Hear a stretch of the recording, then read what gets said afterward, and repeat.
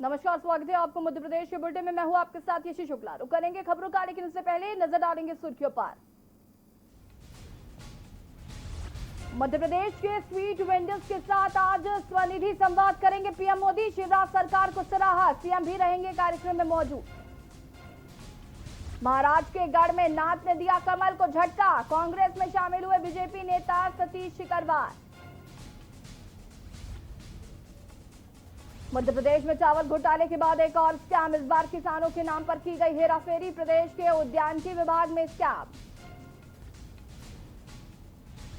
उपचुनाव को लेकर बयानबाजियों का दौर, बीजेपी प्रदेश अध्यक्ष ने साधा पूर्व सीएम कमलनाथ पर निशाना, कहा कांग्रेस में नेतृत्व खत्म हो चुका है।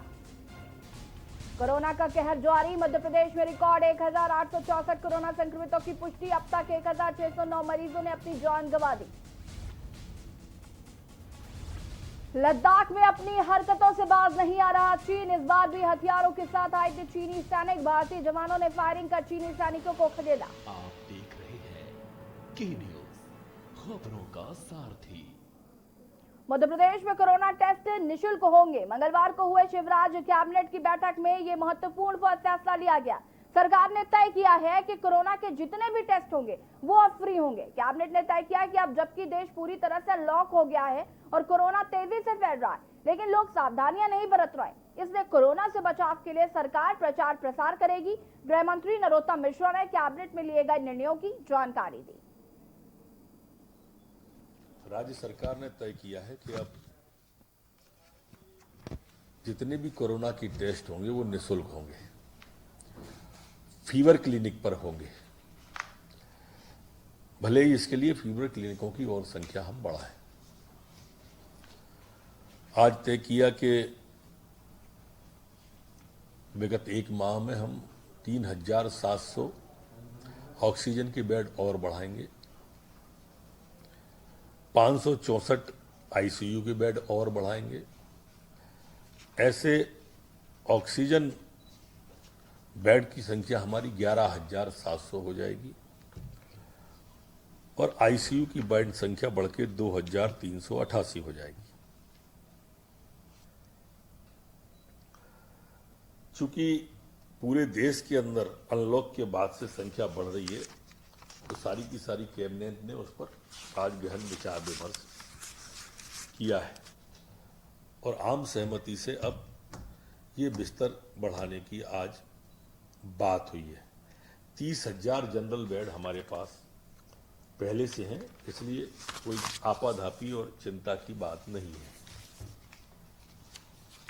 आज कैबिनेट के द्वारा दीनदयाल रसोई योजना जो राज्य के 51 शहरों में थी, ये गरीब की थाली ना रहे खाली, जो माननीय मुख्यमंत्री जी शिवराज सिंह जी का कंसेप्ट था। मुख्यमंत्री शिवराज सिंह चौहान ने कहा कि गरीबों का कल्याण हमारी सरकार की सर्वोच्च प्राथमिकता है। रोटी, कपड़ा और मकान मूलभूत आवश्यकता है। अपना स्वयं का मकान हो, यह हर व्यक्ति का सपना है। इस पूरी से पूरा करने के लिए राज्य शासन प्राण प्रण से जुटा है। हमारे जिन भाई बहनों के पास मकान नहीं है, उन्हें प्रधानमंत्री आवास योजना के अंतर्गत मकान बनाने की सहायता दी जा रही है। ये क्रम निरंतर जारी रहेगा। मुख्यमंत्री ने प्रधानमंत्री आवास योजना ग्रामीण के 68,000 हितग्राहियों के खाते में चौथी और अंतिम किस्त के 102 करोड़ रुपए सिंगल क्लिक के माध्यम से अंतरित किए।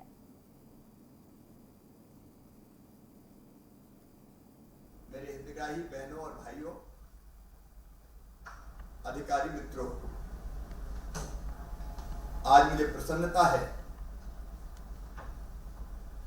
कि हमारे वो भाई और बहन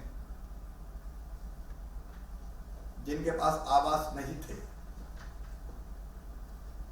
प्रधानमंत्री आवास योजना के अंतर्गत आज ऐसे 68,000 भाई और बहनों को मकान बनाने के लिए चौथी किस्त उनके खाते में डाली जा रही है। प्रधानमंत्री आवास योजना हमारे यशस्वी और लोकप्रिय प्रधानमंत्री श्रीमान नरेंद्र मोदी जी की बहुत महत्वाकांक्षी योजना है। इसमें 60% पैसा केंद्र देता है, माननीय प्रधानमंत्री जी देते हैं, भारत सरकार देती है, और 40% पैसा हम देते हैं, मतलब मध्य प्रदेश सरकार देती है। रोटी, कपड़ा और मकान, ये हमारी प्रारंभिक आवश्यकता है। हर गरीब का सपना होता है कि उसका अपना खुद का एक मकान हो, और इस सपने को पूरा करने में भारत सरकार के साथ मध्य प्रदेश सरकार प्राणपण से जुटी हुई है।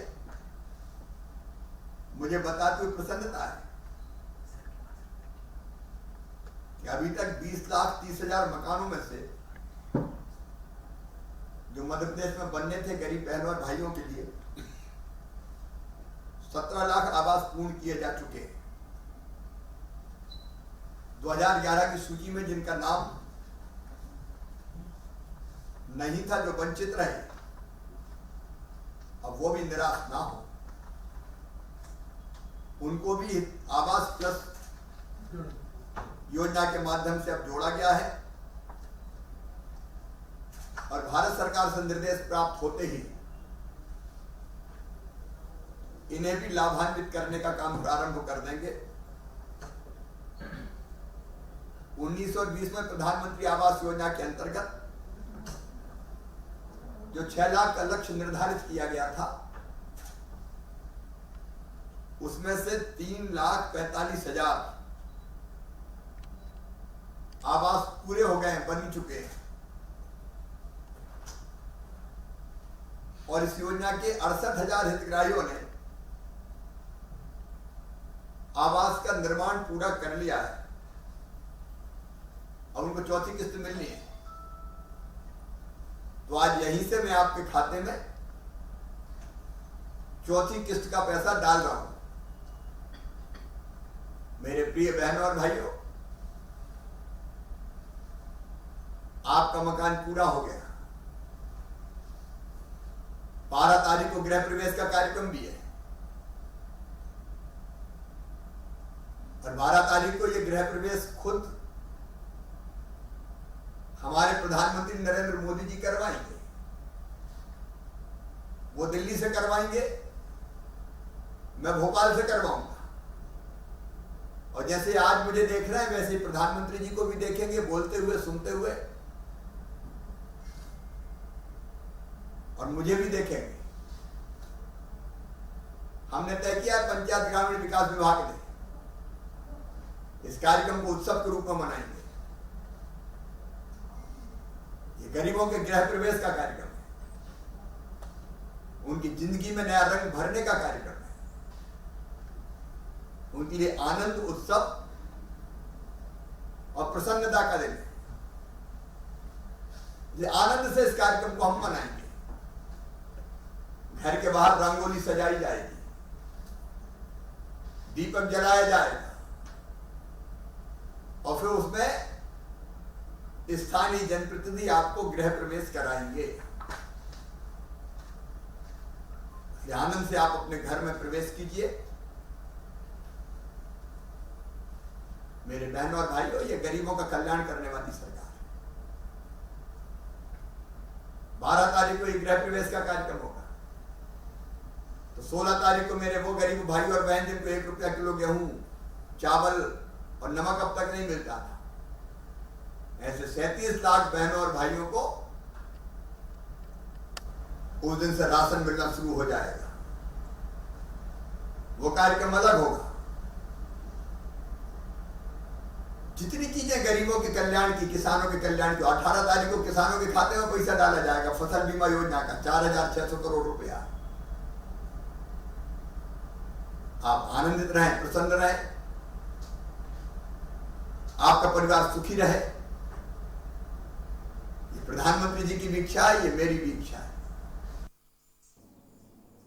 मुख्यमंत्री शिवराज सिंह चौहान मंगलवार को सीहोर जिले के सकलनपुर पहुंचे। इस दौरान उनके साथ क्षेत्रीय सांसद रमाकांत भार्गव भी उपस्थित थे। मुख्यमंत्री श्री चौहान सर्वप्रथम ग्राम पंचायत निनौर पहुंचे, जहां उन्होंने बाढ़ पीड़ितों को संबोधित किया।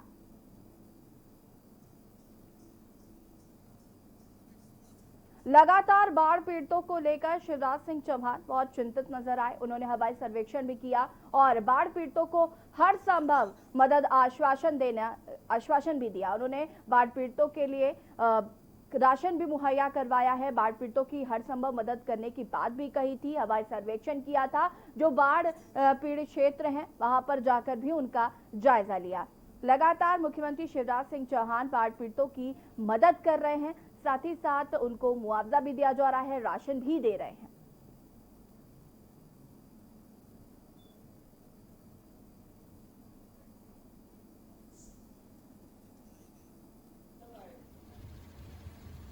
खेतों में थोड़ा बहुत समय लगेगा। फसल बीमा योजना की तारीख कल तक बढ़वाई थी मैं, और कहा था कि सबका बीमा हो जाए। मैं समझ रहा हूं तो शायद कोई छूटा नहीं होगा जिसने चाहा हो और बीमा ना हुआ हो। बीमा भी करवा दिया। ऐसा क्या हुआ कि इसकी तारीख से और बढ़ा दूंगा, और बढ़ा दिया, और बढ़ा दूंगा, और बढ़ा दिया। अब मैं ये कहने आया हूं, राहत की राशि तो मिलेगी। फसल बीमा योजना का पैसा दिलवा के जितना नुकसान हुआ है उसकी भरपाई करवा दूंगा। कोई चिंता फिक्र मत करो। और घरों में भी नुकसान हुआ है, ये भरपाई करेंगे। हमने तय किया कोई कच्चा मकान गिर गया, पक्का डैमेज हो गया तो रास्ता निकाला है। आरबीसी 6,4 के 1 लाख रुपया मिलेंगे। 20,000 रुपया मनरेगा से अलग से देंगे मजदूरी के। शौचालय के 12,000 रुपया और देंगे। नाली वाली मिला के कुछ और बनाना तो उसके भी कुछ पैसा दे देंगे। अगर सार पशु अपने जो मवेशी रखने की खराब हो गई हो तो उसके पैसा अलग से दे देंगे। तो ये सब पैसा मिला मिलू के हम। मध्य प्रदेश के गृह मंत्री नरोत्तम मिश्रा ने कांग्रेस पर जोरदार हमला बोला है। साथ ही कंगना रनौत को लेकर क्या कुछ कहा है, ये आपको दिखा देते हैं। मित्र, जब तक ग्रॉस रूट पर नहीं जाएंगे ना ये लोग, जब तक इसी तरह के दिवा स्वप्न देखते रहेंगे। इससे नौजवान को कितना फायदा है, किसी नौजवान से पूछे तो सही। अपने बुलाए हुए प्रायोजित करके लोग बिठा लेना और फिर पीओएसयू का विरोध करना, ये अच्छा नहीं है। मैंने उस दिन भी कहा था कि नीचे की जानकारी लो। उन्होंने अपने भाई का वो विजुअल और फुटेज देखे नहीं, दिग्विजय सिंह जी ने, जो कमलनाथ की सरकार में थे, जब माननीय लक्ष्मण सिंह जी स्वयं ताला तोड़ने गए थे खाद की कालाबाजारी। वो देख नहीं पाए होंगे, इसलिए मैं बता तो रहा हूं, झूठ बोलने की खा रहे हैं। जनता के बीच जाना तो है नहीं। ट्विटर और टीवी पर आप लोग स्थान देते हो तो लगे हुए। सार्वजनिक जीवन में है, हमको मर्यादा, खासकर शाब्दिक मर्यादा का बहुत ज्यादा ध्यान रखना चाहिए। हमारे यहाँ तो भारत के अंदर नारी की पूजा होती है। कहते हैं कि यत्र नारी पूज्यन्ते रमन्ते तत्र देवता। या यूं कहते हैं कि नारी का सम्मान जहां है, संस्कृति का उत्थान वहां है। मैं अच्छा नहीं मानता जिस तरह के शब्द आदरणीय कंगना जी के लिए बोले गए। महाराष्ट्र के बाद अब मध्य प्रदेश में भी घर खरीदा सस्ता हो जाएगा, क्योंकि मध्य प्रदेश सरकार ने भी स्टाम्प ड्यूटी घटाकर 2% करने का फैसला किया। इस फैसले के बाद भोपाल, इंदौर, जबलपुर समेत राज्य के तमाम शहरों में घरों की कीमतें कम हो जाएंगी। हर व्यक्ति का परिवार का एक सपना होता है, उसका अपना एक घर हो जहां वो अपने परिवार के साथ सुख से रह सके। कोविड काल में आर्थिक गतिविधियां लॉकडाउन के कारण लगभग समाप्त हो गई थी और इससे रियल एस्टेट व्यवसाय पर भी बड़ा विपरीत प्रभाव हुआ था। लोगों की वित्तीय क्षमताएं सीमित हो जाने के कारण संपत्तियों का क्रय विक्रय भी प्रभावित हुआ है। अब हम चाहते हैं आर्थिक गतिविधियों में भी तेजी आए, उसके लिए भी अनेकों कदम उठा रहे हैं। लेकिन इसके साथ साथ रियल एस्टेट में कैसे बूम आए, इसके लिए भी हम हर संभव प्रयास करेंगे। इसी को दृष्टिगत रखते हुए नगरीय क्षेत्रों में प्रॉपर्टी की खरीदी और बिक्री पर स्टाम्प ड्यूटी पर पहले 3% सेस लगता था, अब उसको घटाकर 1% किया जाने का एक बड़ा फैसला हमने लिया है। सीधे सीधे स्टाम्प ड्यूटी के सेस पर 2% की छूट मिलेगी। मुझे विश्वास है कि इस छूट के कारण रियल एस्टेट में कारोबार तेजी से बढ़ेगा, लोग अपना मकान खरीद सकेंगे। अभी ये छूट 31 दिसंबर तक जारी रहेगी। कैसे और आर्थिक गतिविधियां बढ़े और रियल एस्टेट में और कामकाज कैसे बढ़े, इसके लिए ये कदम उठाया गया है और कदमों पर भी विचार कर रहे हैं। भाजपा नेता सतीश को प्रदेश कांग्रेस के अध्यक्ष कमलनाथ की मौजूदगी में कांग्रेस की प्राथमिकता सदस्यता ग्रहण कराई गई, जिसके बाद यह तय माना जा रहा है कि ग्वालियर पूर्व क्षेत्र से उम्मीदवारी घोषित किए जाने के बाद पर ही सिकरवार दल और विचारधारा बदल रहे हैं। दूसरी तरफ भाजपा से पूर्व विधायक मुन्नालाल गोयल की उम्मीदवारी तय मानी जा रही है। इससे साफ है कि ग्वालियर पूर्व विधानसभा क्षेत्र में होने वाले चुनाव में चेहरे वही रहेंगे, केवल उनके चुनाव चिन्ह बदल जाएंगे। मुन्नालाल गोयल इस बार कमल पर और सतीश सिकरवार पंजे के निशान पर चुनाव लड़ने के समीकरण पे साफ नजर आ रहे हैं।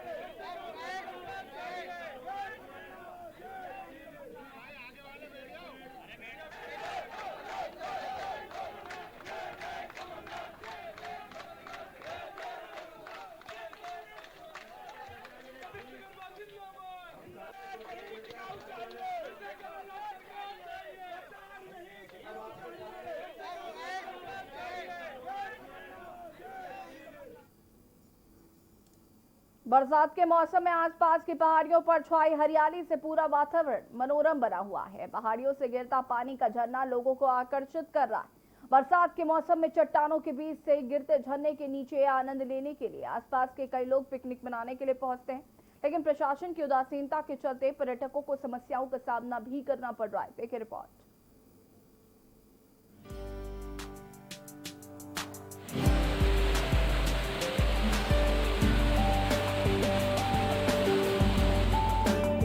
बरसात के मौसम में आसपास की पहाड़ियों पर छाई हरियाली से पूरा वातावरण मनोरम बना हुआ है। पहाड़ियों से गिरता पानी का झरना लोगों को आकर्षित कर रहा है।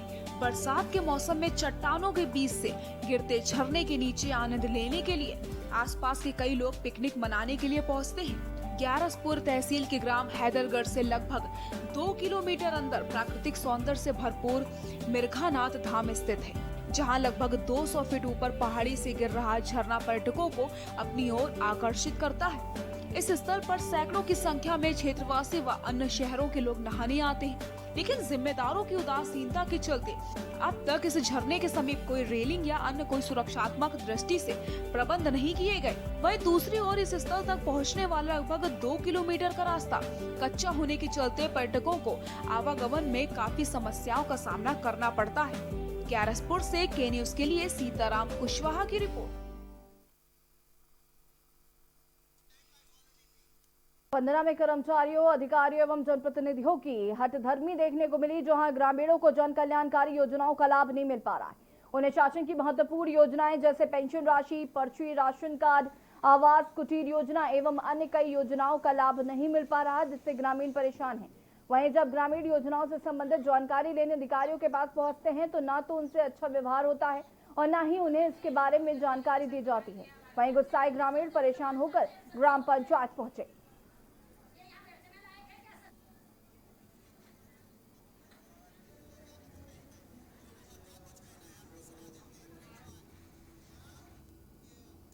लगातार सब्जियों के दाम बढ़ रहे हैं, ऐसे में लोगों का क्या कुछ कहना है ये आपको सुना देते हैं।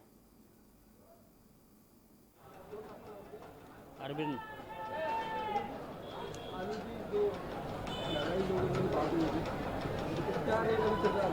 आलू है बिक रहा है 1150, 1200 यही रेट बिक रहा है। 50 किलो कट्टे बिक रहे हैं।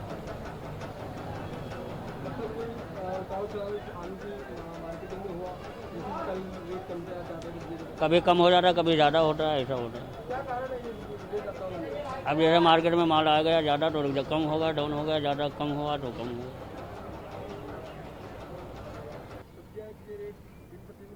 दिन पर दिन बढ़ते जा रहे हैं। हमको यहीं से सब्जी बहुत महंगी मिल रही है, आगे ग्राहक ले नहीं पा रहा, रोज़ नुकसान हो रहा है। मैंने 8 दिन में 6000 रुपये घटा दिए हैं। रोज़ सड़ती है मेरी सब्जी डेली। चौंक जाता है आदमी को, ग्राहक को भाव बताओ तो चौंक जाता है। लेता नहीं है। हाँ जी, यहीं से महंगा मिल रहा है, आगे को हम क्या करें बताओ। ग्राहक ले नहीं पा रहा, ग्राहक को खूब बोल रहे हम हैं कि ये महंगा आ रहा है। आलू यहीं से हमें 32 का 30 का पड़ जाता है, किराया भाड़ा लगा के वहाँ कोई 35 का ले नहीं पा रहा, 30 का ही रोज़ नुकसान होता है हमारा। बड़वारा थाना क्षेत्र के झुंझुनी ग्राम निवासी सुखनंदन पटेल बिजली के करंट की चपेट में आ गए थे। घटना के बाद परिजनों ने फौरन 108 में कॉल कर मामले की जानकारी दी। एम्बुलेंस के लंबे इंतजार के बाद मृतक के परिजनों ने निजी साधन से बड़वारा सामुदायिक स्वास्थ्य केंद्र लेकर पहुंचे, जहां युवक ने दम तोड़ दिया। बड़वारा कांग्रेस विधायक विजय राघवेंद्र सिंह को जब इस पूरे मामले की जानकारी हुई तो विधायक अस्पताल पहुंचकर मृतक के परिजनों की पीड़ा सुनकर रो पड़े और बीएमओ को जमकर फटकार लगाई और कहा कि मेरे विधानसभा क्षेत्र की जनता के साथ में अन्याय नहीं देख सकता। इसी बीच देर रात विधायक धरने पर भी बैठ गए।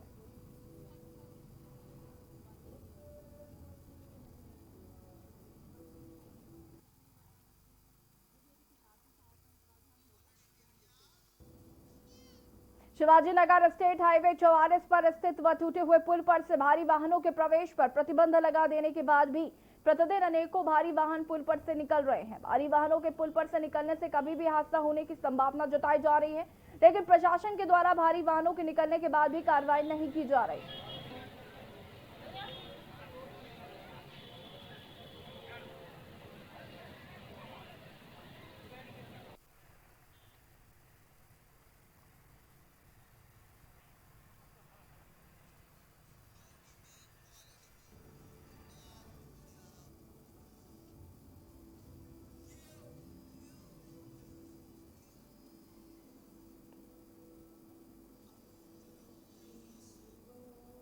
डबरा कृषि उपज मंडी परिसर में मंडी कर्मचारियों ने मॉडल एक्ट लागू किए जाने के विरोध में 5वें दिन भी धरना देकर अनिश्चितकालीन हड़ताल को समर्थन दिया।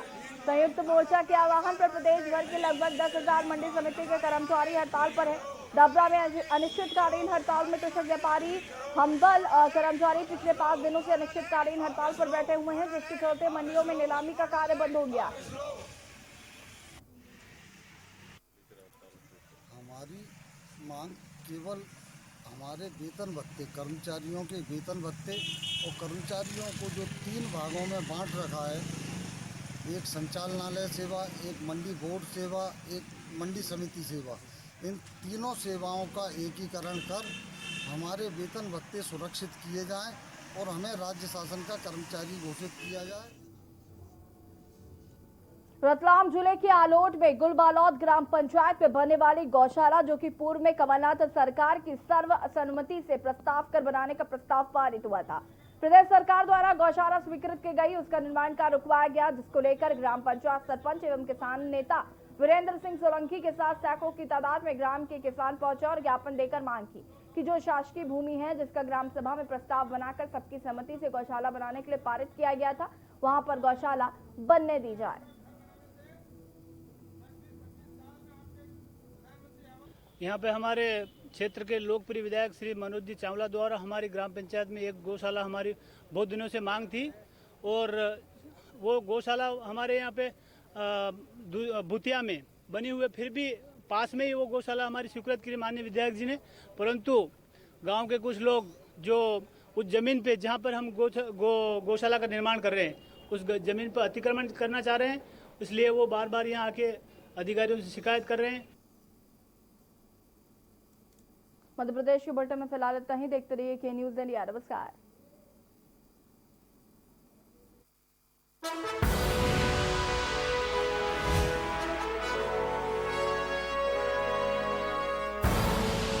आप देख रहे हैं के न्यूज़, खबरों का सारथी। श्री राम के अयोध्या नगरी आज